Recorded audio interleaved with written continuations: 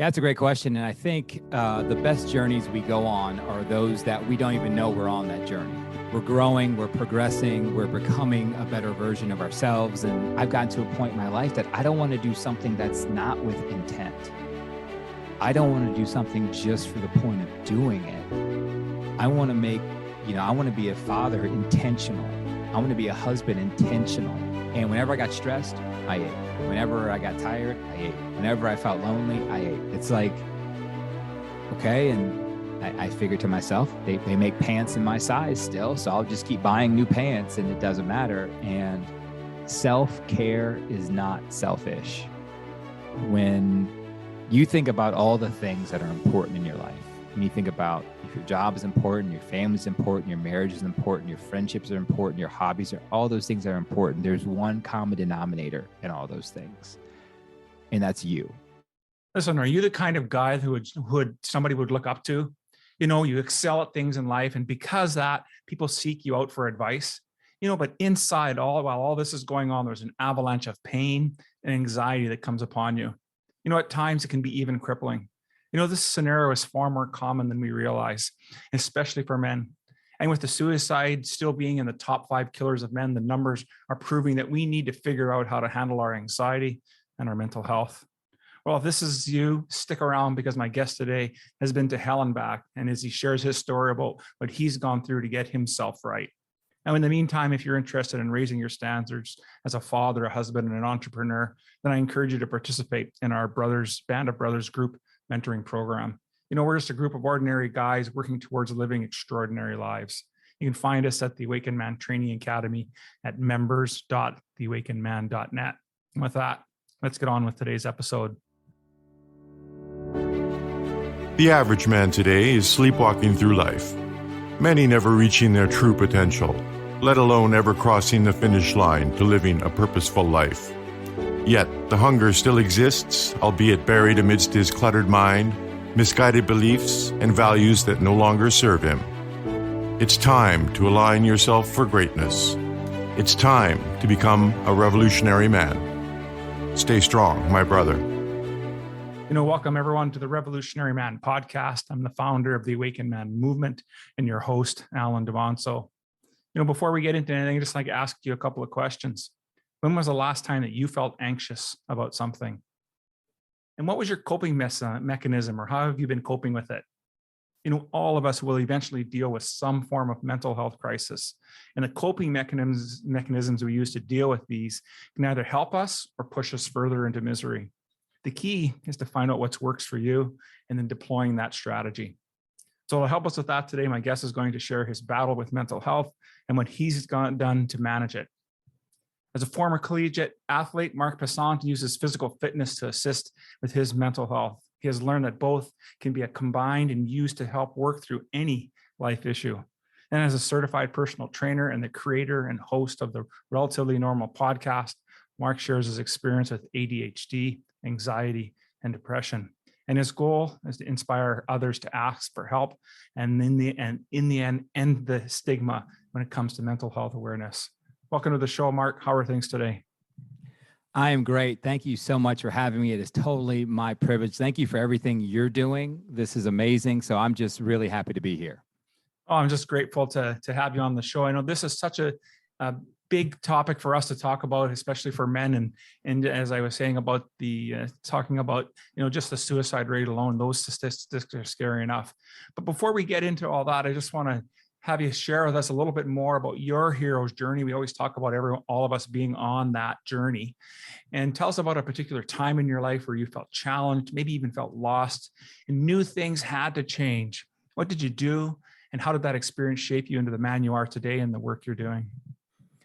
Yeah, that's a great question. And I think the best journeys we go on are those that we don't even know we're on that journey. We have no idea where we're growing, we're progressing, we're becoming a better version of ourselves. And as I talk about on my show, it's like, it's not about changing who you are, it's finding who you are. It's a big difference there.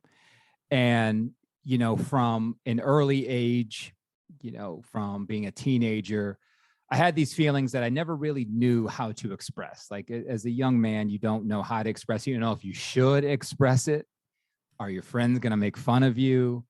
Are you going to be accepted? Do you have to put on that macho personality? Do you have to always try to impress the girls?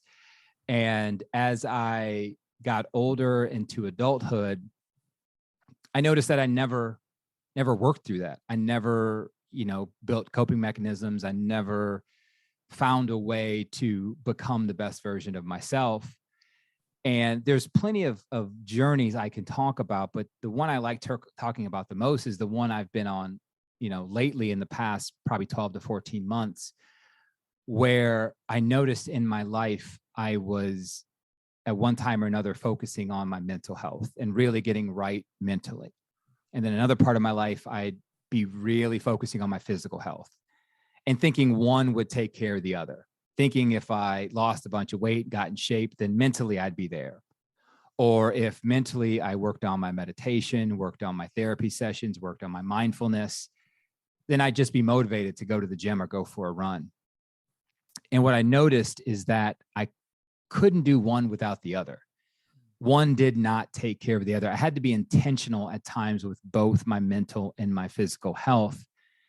So I did what so many people do, or so many people don't do, I should say, is I decided to get a personal trainer because, like I was doing in my past with having a therapist work on my mental health, I said, let me get somebody who can push me and who can help me find that physical health balance. And what happened is I really started to go to the gym, go to my runs, and it was the first time in my life I was intentional about my physical health. And I thought to myself, like, wow, I'm working on both at the same time. Every few weeks I have a therapy session and I'm writing in my journal and I'm being expressive. And I'm talking about my feelings, but then I'm being very proactive with my physical health. And a light just came on. And, I'm in my 40s and I wasn't upset with myself that I hadn't done it earlier, but I was like, I'm getting there. I'm working on this. And I think what I've been trying to, show people and tell people is that it's okay not to know how to do something. Like, it's okay to ask for, I have asked for help mentally and physically in my life. And I'm not weak for it. I am not a coward for it. I'm not less of a man for it. I think I'm fairly brave for it because I knew I needed help and I reached out for that help. So that's the journey I'm in right now. And I didn't, about 6-8 months in, I was like, oh, I like this journey. I'm in this journey. This is nice. I like it. So that's what I like to talk about now. Absolutely. And just love that story about that latest journey, right? And that's really what it's all about. And you used a word there that's so powerful, and that was intentional. Mm-hmm. And some of the work that we're doing here at the Awakened Man, especially at the start of the year, every January, I ask the guys that we work with, if you were to just find one word that you would describe yourself for this year, what would that be? And for me, it was the word intentional. And this is the second person that I've interviewed on the podcast that have used that word. So something must be aligning with this, because just to your point, right? You're physically fit, yourself as a personal trainer, you're doing work, but until you applied intention, right? It was you're just going, it's really almost like going through the motions, isn't it? It definitely is. And coming from a person who I never built structure for myself. I played soccer from the age of 6 and basketball from the age of 8. At no point did I have to force myself to be in good physical shape. I always had a season. I always had a preseason. I always had conditioning drills. I always had that. So I was never, I can look back on my youth and my teenage years and my college years and say, without any kind of regret, I wasn't intentional with it. I had someone who was intentionally trying to make me better. I had a coach, a trainer, someone who was trying to make me a better soccer player, a better basketball player. But I never learned that myself. And it wasn't until after I left that I realized all the hard work that people had tried to instill in me that I didn't get. And looking back, there were some coaches that I didn't agree with. I didn't align with. They just, the coach and I just didn't get along. And there's other coaches that I did get along with. But in my brain, and this is how a lot of people with anxiety, depression think about things, I heard the coach that I didn't align with a lot louder than I heard the coach that was proactively trying to build me up. Like that, something must be wrong with that. They're seeing, no, that person doesn't exist. The person who's getting beat down, that's the Marc that exists. Mm-hmm. And it got to a point where I just gave up. And when I mean I gave up, I said, you know what, this is my life. Overweight, eating poorly, not making great life decisions, spending too much money, spending money I didn't have. I just decided that this is who I am. This is the person I am. And thank God for the woman I married, and thank God for the people around me and the family I have that never gave up on me. And even if they said things that I didn't want to hear, they had the courage to say things. And the things I didn't want to hear, let's be honest, they weren't bad. It wasn't like you're a terrible person. It was, Marc, we see your potential. We see what you've done. We believe in you. And, when a person has, high functioning anxiety or even depressive symptoms, their mind doesn't hear that. Or my mind didn't hear. My mind heard, you're letting everybody down. You're a failure. And, thank God for having such a great family. And I'll be honest with you, I don't know how it happened, but I picked some really good friends in my life too. You would think somebody like me would pick some, but I like to, I stole a line from one of our great lost rappers in the States, Mac Miller, who needs friends when you have brothers? And that's how I feel about my friends. Nice. And they're, the conversations, and I know what you do for a living. I know how you talk to men. I know how you try to build them up and make them, really care about themselves and care about other men.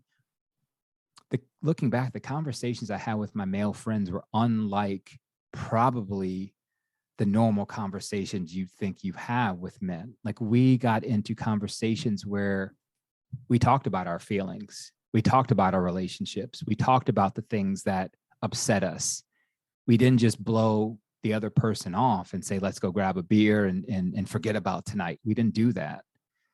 And I feel very blessed to have those people in my life, and we still have those conversations. And it's amazing that, you and I use the word intentional, but I want to be I've gotten to a point in my life that I don't want to do something that's not with intent.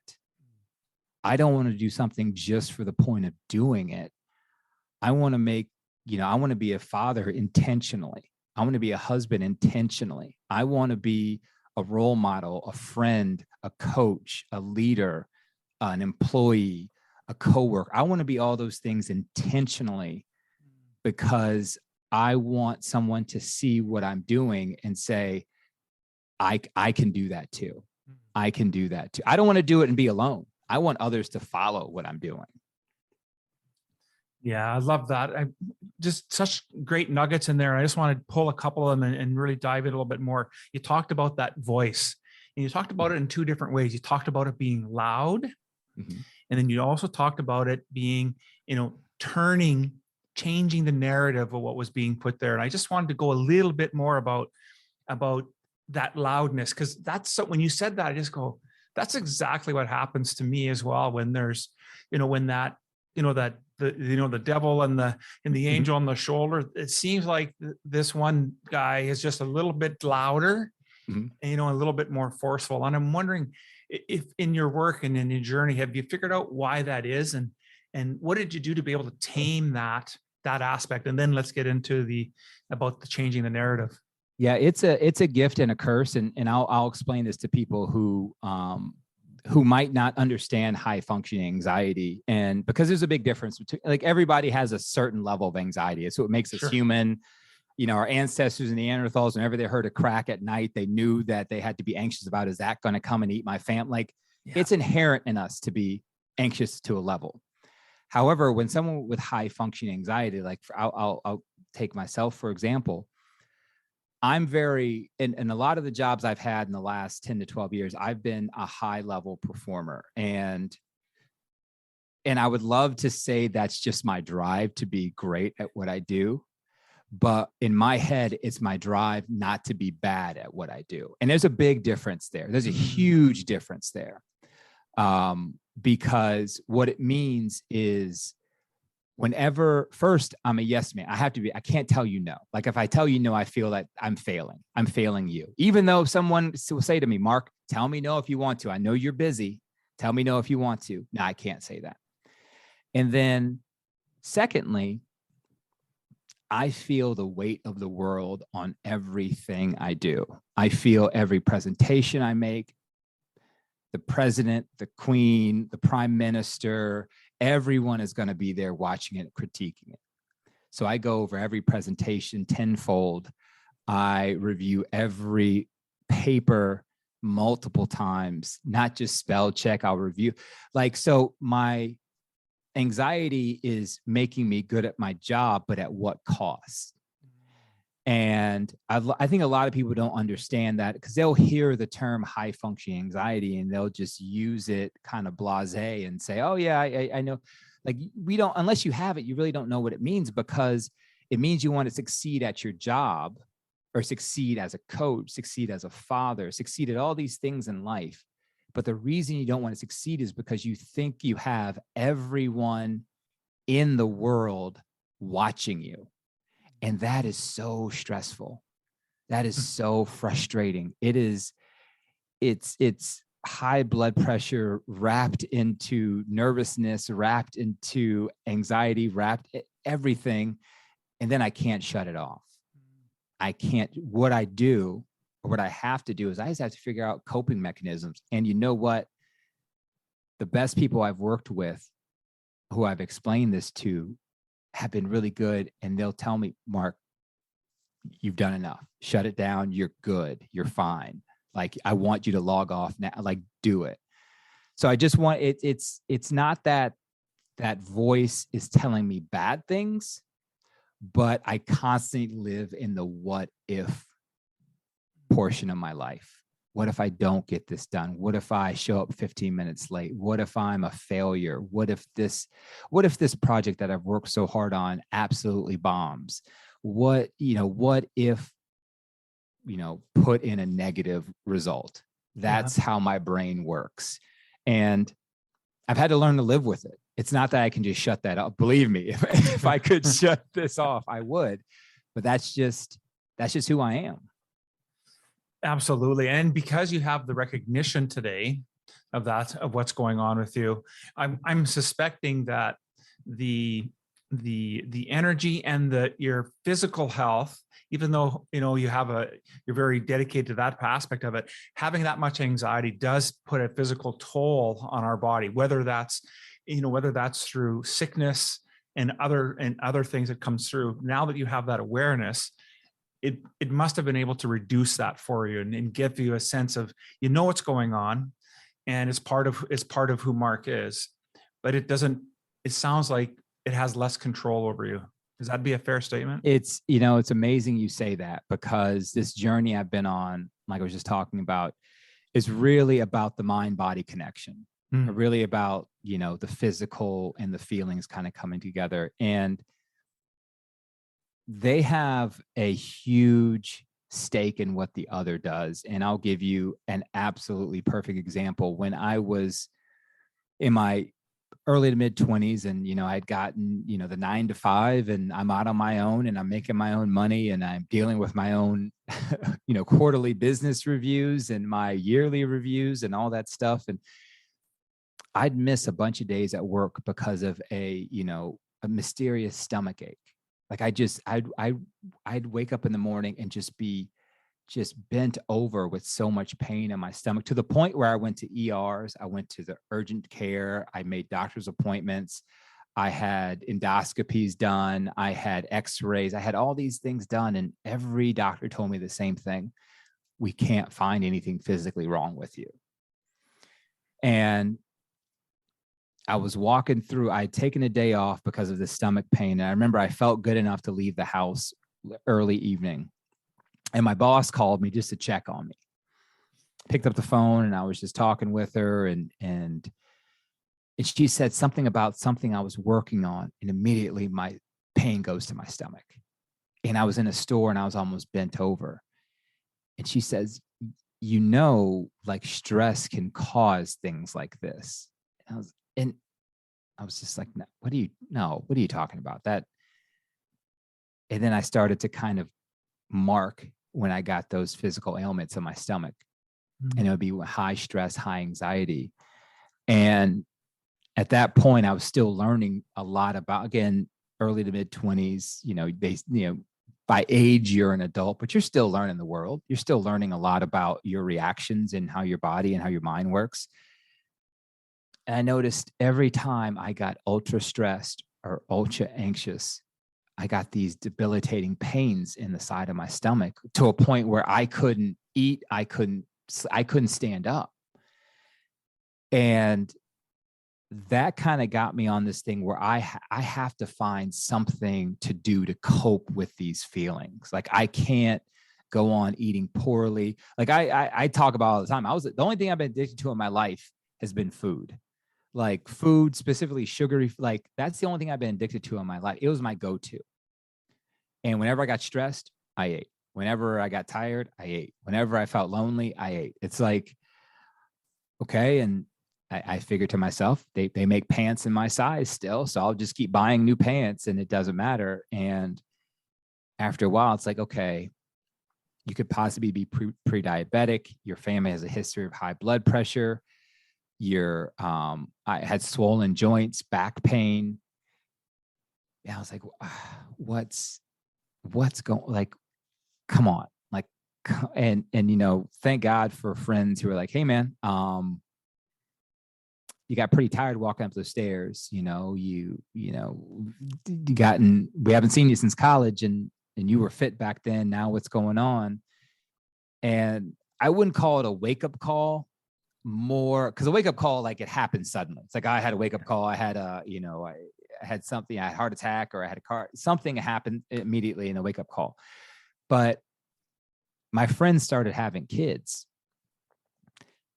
And I saw them with their kids and I was like, I'm not going to be around for mine if I keep doing this. I didn't have kids at the time, but I'm like, I love the idea of being a dad. My dad's still alive and we talk every day. I love talking to him. I love conversing with him. I love just the thought of fatherhood. And I said, I'm going to take that away from myself if I don't do something, if I don't make some kind of changes in my life. Gotta love that, right? And it's about finding that bigger why, about making that change and that pivot, right? And the other thing, just to go back and you started to touch on changing that narrative, right? Of when people are trying to show you the better side of something or the silver lining, and then it sounded like you were just like, yeah, but you still wasn't sure if that was meant for you to be positive. But then it sounds like as you did some work, though, you started to change that narrative again and start to be a little bit more positive. And it sounds like that journey now is you've moved from that place of self-deprecation to more of self-love and self-care. So those two words, self-deprecation, and they fit me to a T for most of my life. And let me kind of give you a background. So, from the moment my brother and I have a twin brother, we stepped on a soccer and basketball field. We were one of the top players on every team we played on. Most teams, we were the top two players. We were both, all state, all region, both got college scholarships to go play soccer. All county, all honorable mention, all state in basketball, like two sport athletes.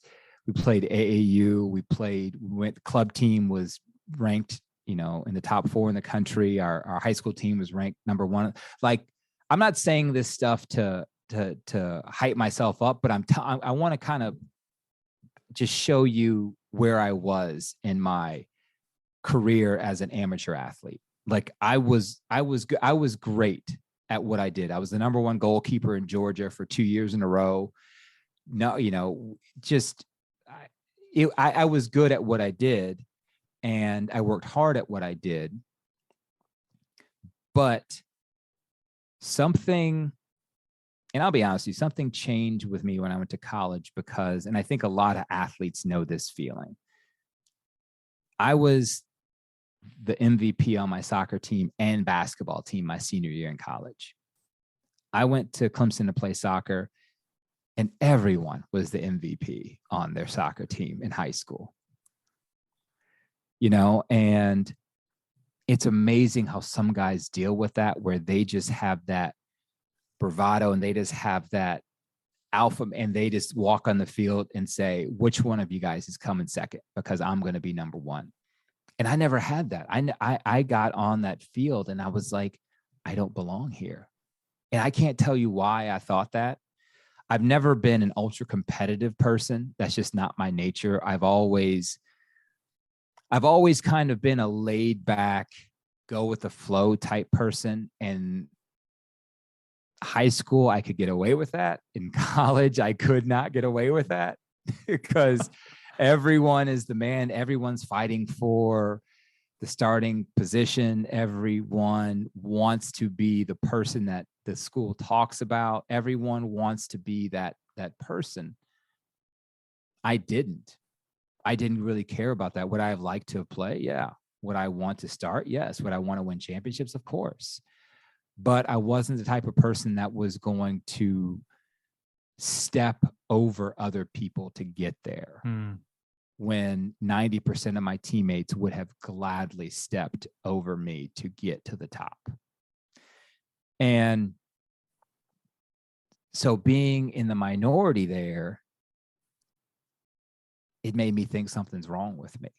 Why don't I feel like these guys?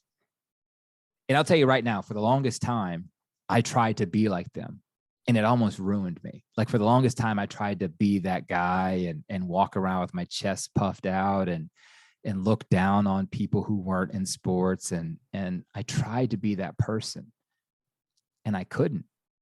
I just couldn't be that person. And I felt worse and worse about myself. Like, what's wrong? Like, why can't I just project this? And I ended up quitting my senior year. I had 2 years. I was redshirted as a freshman. I had 2 years of eligibility left, and I ended up quitting because I knew that wasn't me. Like the game had passed me.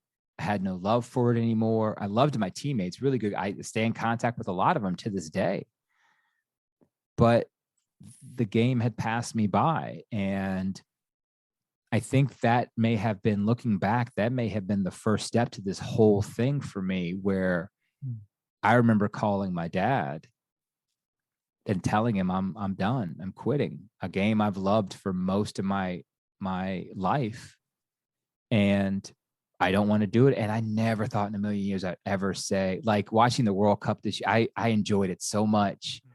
Watching European soccer, watching, German soccer. It's just, it gives me a lot of joy, the beauty of the game. And, watching NBA basketball, watching EuroLeague, watching it, just the ball move, everything gives me so much pleasure. And at a point in my life, I hated all of it. And I'm not saying that's not hyperbole. I hated all of it. I didn't go to one soccer game I didn't go see my teammates play one game my senior year because I hated the game. And all because I thought I didn't deserve to play it. I thought I wasn't good enough. I thought and no one told me that. It's amazing. No one told me that. So this leaked into my professional career, where I thought I wasn't good enough for jobs. It leaked into relationships where I thought I'm not good enough for her. It leaked into friendships where I said I'm the one that made mistakes. And that self-deprecation I made once I started working out, going to the gym, and being intentional about what I was doing. I made a promise to myself. I said, I'm going to do everything I can to start loving the person I am. And I did a few episodes on the human body, and it was called, Let's Get Naked. And it was basically about looking at your body and understanding this is what you were given. This is the gift you were given as a human. And I didn't want to hate my body anymore. I didn't want to hate anything about it. Yeah, we all got wrinkles. As we get older, we see those, those birthmarks get a little pronounced, and we, like, I've lost hair. Like, it is what it is. But it's like, guess what? I woke up on the right side of the ground today. And I'm going to do everything I can now to not only take care of this body, take care of this mind, but learn to love it at the same time, because I want my girls to feel the same way. I don't want them to grow up and hate anything about them like I did. I want them to grow up to be beautiful, smart, intelligent, self-loving young women. Oh, outstanding, my friend. Outstanding. Just love that. And what I really like that is about how you had tried. And I wonder how many of us as men do this, where we try to be something that we're not. And then we find out that when we do that and we live out of our authenticity, regardless of what that looks like, and we choose to do that, how much more pain we bring into our lives. And so I wanted to kind of dovetail into talking. You talked about how, with your group of brothers, your friends there, you would have the different kinds of conversations. So how, as you would be talking with other men, how would you ask them to, or teach them to start conversations about talking about their feelings and talking about their emotions? How do you get that even started? Well, if that was a one-word answer, I'd use the word empathy, and I'll explain that to you. And I was blessed to be born as an overly empathetic person. And a lot of high-functioning anxiety people do have a lot of empathy because we're always thinking about what others are thinking. But I would do it in a different way. Like, for some reason, how my brain is built and how genetically I was predisposed, like, I'm always thinking about the other person, and especially the little person, the person who doesn't have as much of a say. And I know this, and I try to use it every day. And sometimes I'm overly empathetic, but I've had friends, and it's one of those things where I've always been very careful about the people I get close to. And this was something my father taught me, and my brother and my sister. And he always told us to just, be careful of the people you let in your lives. Cause once they get close to you, they know everything about you, and you want to make sure you have positive influences in your life. And so I took that with me everywhere I went. And people would always say that Mark's so nice and he's so funny and so outgoing.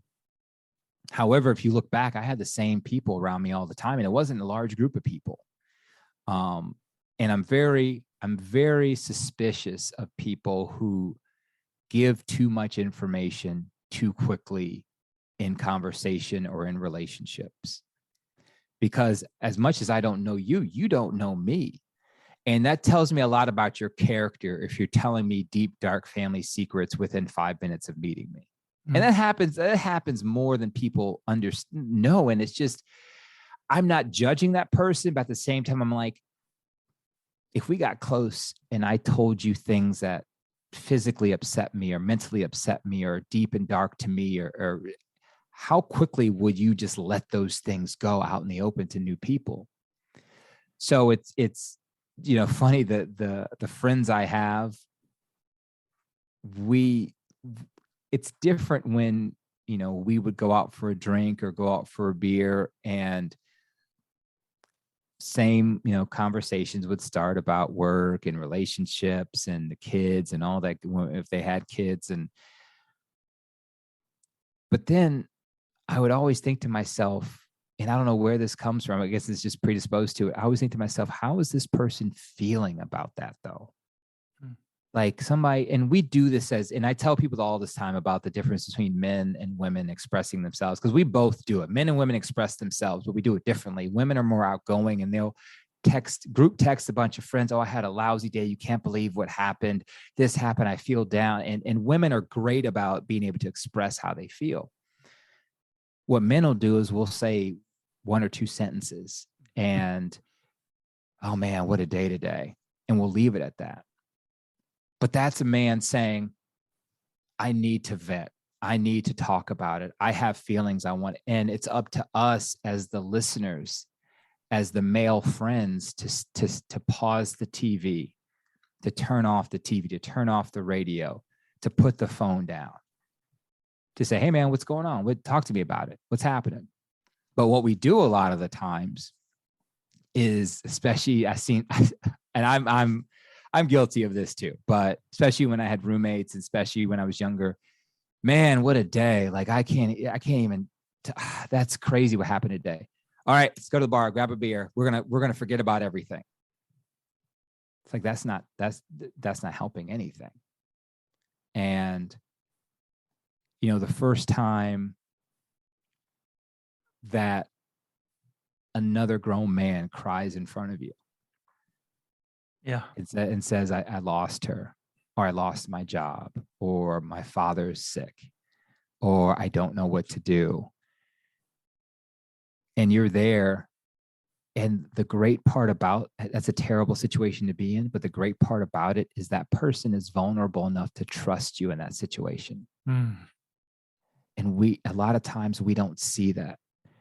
We feel it's awkward. We feel that, oh man, what do I do? Let me call somebody. No, that person thinks the world of you because they're being vulnerable in front of you. And that is our cue to step up and be a friend. And I've for the most of my life, I've thought that way. I was in my middle school, our counselors had this program that students can kind of be these adjunct counselors for other students. And I signed up immediately. I wanted to learn about that. I wanted to be available for kids who need to go through something. And that's just who I am. And I like doing that. I like being in those situations. I like being in those conversations. And I know it's awkward to a lot of people. I understand that. And you can learn it. But I want to get down to the feelings. I don't want you to just tell me what happens. I want you to tell me what made you feel this way. And I want to be able to listen and help you out. Yeah, absolutely. And so true about what you're saying there about when men go to talk about things. And I see it all the time with my two buddies. And it truly, if it's more than about 4 words, right, then that's about it. And you got to decipher it. But because I've been on this journey over the last 2 to 3 years of doing men's work, because I finally got to a point in my life as well of just being frustrated of where my life was at, and not really being intentional with making change. And so when you do get into those uncomfortable conversations, of course it's going to be really nerve-wracking, because how are you going to deal with it? And I find myself now, and I don't know if this is true for you, but I find that sometimes it's hard for me even to keep the emotions back. Like I'm right in there with it. And I think when to your point, when they have that much trust in you that they're willing to share their deepest, darkest fear, whatever it is that's driving them to have to reach out, that we can be that vessel to hold that for them, just means so much more than, because otherwise the choice is that they're not going to do anything with it. They're going to stuff it. And ultimately that never really ends up well for themselves or for others, right? It's just poor. And you mentioned at the start of the show, and I mentioned this as much as I can about the suicide rates among men, and which is unfortunate. It's not talked about that much, but it correlates to, do men feel they have the proper avenues or the outlets to express themselves?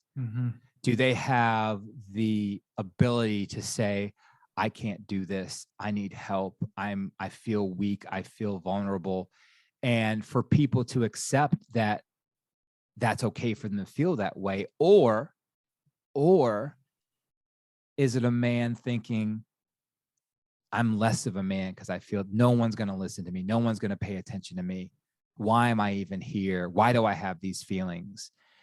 And I really think every once in a while I'll put a blast out to my friends and I'll text them and I'll just say something simple as, hey, was thinking about you. Hope you're well. Let's catch up soon. And, simple things like that. It's funny. My wife has a group of girlfriends, and every week, every 2 weeks, there's this text chain going, and they're getting together and they're grabbing wine and they're going to somebody else's house and they're talking about their lives and what's going on. And here I am, I'm really a homebody, and she always gets on me, but hey, you should go out more and you should, and I'm good where I am. However, I'm thinking about the man that doesn't have my family, doesn't have my wife, doesn't live in the neighborhood I live in, have, the people around, and lives in that 1-bedroom apartment, and maybe just like me, but all they need is that text message that says, hey, we haven't talked in a while. I hope you're doing well. Let's catch up soon. And how long does that take? That takes 5 seconds to do. It takes 5 seconds. People always ask me, Mark, how do I start the conversation? ... Mark, how do I get people involved? ... When was the last time you reached out to one of your closest friends and just said, I'm just thinking about you? Yeah. This world would be the men in this world would be they'd feel so much better about themselves, because I understand there are differences in how we see the world and the social impact on what we have and the responsibilities we have, and whether they're socially or they're fiscally or they're whatever. I understand that we're trying to work through the social norms and the mores and all that. I understand we're trying to work through all that stuff. Yeah. But there's still a difference in how we look at mental health in men. And we think we allow women, and it's amazing, women allow women to be vulnerable. But men, we still got to work with each other. And I'm telling you right now, if you're listening to my voice right now and you have any of those feelings in your head, one, know that there's people who love the fact that you're alive and breathing today. People love that fact. And secondly, send 5 friends a text message right now and say, I was just thinking about you. Let's catch up soon. I hope you're doing well. And just see how good that feels for both parties. Like, it's so, I hate, if it sounds easy, it's because it is. But yeah, it's something. And that's why I do my show. That's why I talk to people like you. And that's why, I want men to feel comfortable, in their own skin. So that's kind of, let's be a friend to each other. Let's do that. Yeah, I completely love that. And it's so true. And really what you're saying, Mark, is that those of us that need to model what it is, how to be able to do that, to share, to start that process, and doing your work and the work you're doing with your podcast. And so let's dive into a little bit about the Relatively Normal podcast. How long have you been doing it? What are your goals for it? And what really made you want to start the podcast? So we are on season 5. I believe I'm in the 3rd or 4th year of doing it. And I didn't really see it going this long, but I've just had some amazing guests and some amazing feedback. I'll get into the genesis of it, but I remember after recording my first show and putting it out there, just being a nervous wreck. Just, it's me talking. I don't think I have any background music. I don't think I have anything, no intro. I don't know. I can't remember. And I get like 4 or 5 text messages in the first few days, and they all say, listen to the show.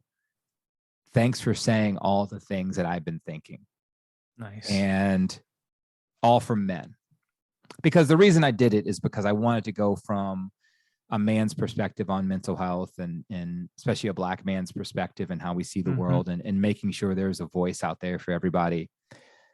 And I don't know how you felt when you had your first show, but I'm like, no one's going to listen to this. I was like, no one's going to listen to this. So to get that first text message, I was like, okay, maybe I'm doing something right.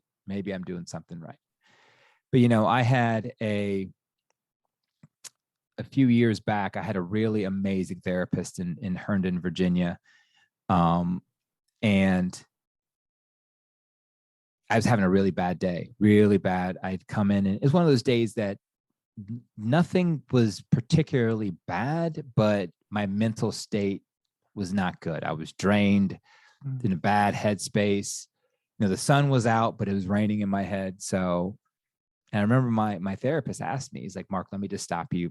Tell me what you want. Like in your head, what do you want? And I told him, I said, I just want to be normal. And he asked me, he said, well, what does normal look like to you? I was like, the people walking by me on the street who are happy, who don't have a care in the world, who aren't worrying about things that don't affect them. Like, I don't want these anxious feelings. I don't want to feel down for no reason. Like, I just want to be normal. And he told me that this is my normal. Like there's science involved, there's synapses involved, there's also behavioral trauma. There's all these things involved, which makes me Marc Paisant. And he said, this is your normal. And we're just going to work on your coping mechanisms, and we're going to work on having you see the world through a different lens. So your normal is relative. And I was like, no one's ever explained it to me that way before. No one's ever told me that I'm okay in my own skin. Yeah. No one's ever said that to me. And it totally changed my perspective on mental health. And we had a bunch of good sessions in a row. And I thought to myself, like, I need to tell my story. Like, I want other people to see the benefits of just being open and vulnerable and working on yourself. Let's be honest. Like, we're working on ourselves. I mean, there's nothing wrong with that. Yeah. And I said, well, let me try the podcast. And I did the whole YouTube University and got the right mic and listened to some different podcasts. And I said, I want mine to sound this way.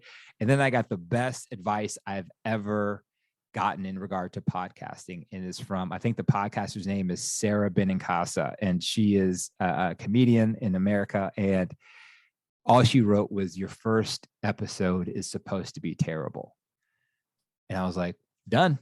I'm putting it out there. Like, I'm putting it out there. So since then, I've had some people on the show to talk about their journeys. I've had some therapists and psychologists. I've had a few women who've gone through postpartum to talk about it. And my mission has been simple, and it's just to end the stigma in regard to this conversation. There's women who have babies and have postpartum that are afraid to talk about it. There's people who come back from war that have nightmares every night that don't want to talk about it. There are, there's racial things, there's gender equality things. There's all these things where people are afraid to live in their own skin and they don't want to talk about it. It's like, if I can be a voice for them to say, hey, this 6'5" Black man in America has feelings, and sometimes he feels bad, maybe they'll open up and have those same conversations. Well, by the sounds of the length of the podcast and how long the longevity, I should say, that you've had it, you're doing a phenomenal job with it, Mark. And I just want to commend you on that, because we need to create containers, and we need to create multiple kinds of containers, because not every voice is going to work for everybody. And we need to be able to come from the different perspectives of what we bring to the table. And that's exactly what you're doing. We could go on for quite a while here on this topic. And I just wanted to say that, if there was something maybe we haven't had a chance to touch on yet, or something you would like our listeners to take away, like that one thing you'd like them to remember about our conversation, what would that be today? Self-care is not selfish. When you think about all the things that are important in your life, when you think about if your job is important, your family is important, your marriage is important, your friendships are important, your hobbies are, all those things are important. There's one common denominator in all those things, and that's you. So it took me a long time to figure that out. I did everything for everyone else in my life. And I don't know if people know this, but a cup can only hold so much liquid. And it can, at the same time, it can only pour out so much liquid. True. So make sure, And I'm not telling everybody to go get a membership or go get a physical therapist or a physical trainer or anything like that. What I'm saying is that when the sun's outside, go outside and walk for 15, 20 minutes, 30 minutes. When you have a chance to connect with an old friend, say, hey, you know what? I'm going to take 30 minutes off of work and I'm going to go have lunch with my friend. When you get a chance to go to your child's school to have lunch with them,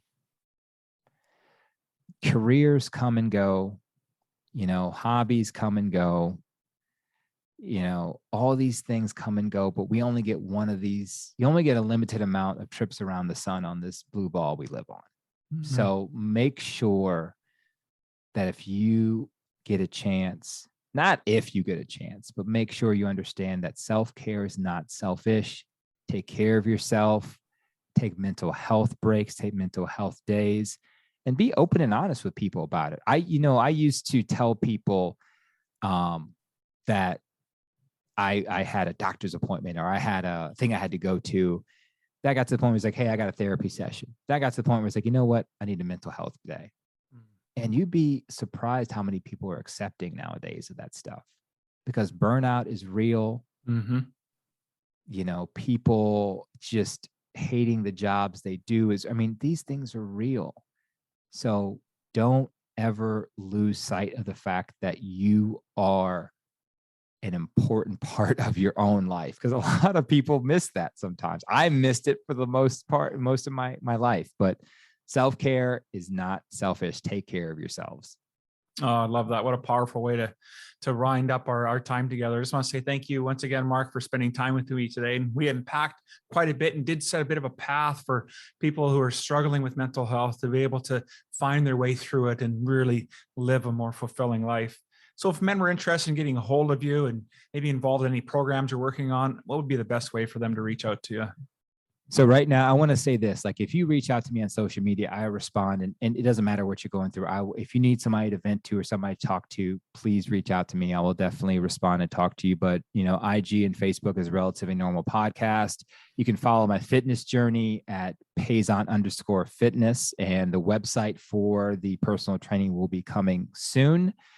And as always, I love to tell people that if you're feeling any certain way or you're in crisis, please just dial 988 in the States for the crisis helpline, and someone will pick up to help you. There are people that want to help and love the fact that you're alive today. So please reach out if you need any help.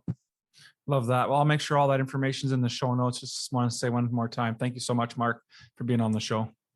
Definitely my pleasure. I appreciate it.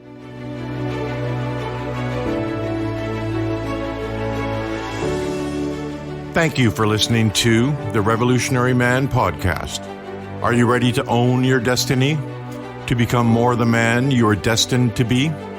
Join the brotherhood that is The Awakened Man at theawakenedman.net and start forging a new destiny today.